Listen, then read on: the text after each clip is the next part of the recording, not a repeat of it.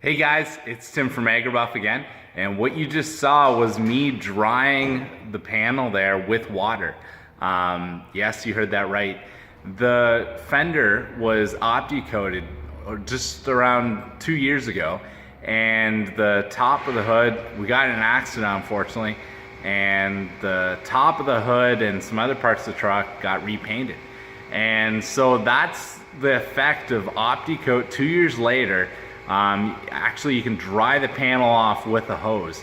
So pretty neat stuff. If you have more questions about Opti-Coat and what it can do for your vehicle, please go ahead and send me a message or call us or visit our website at www.agribuff.com.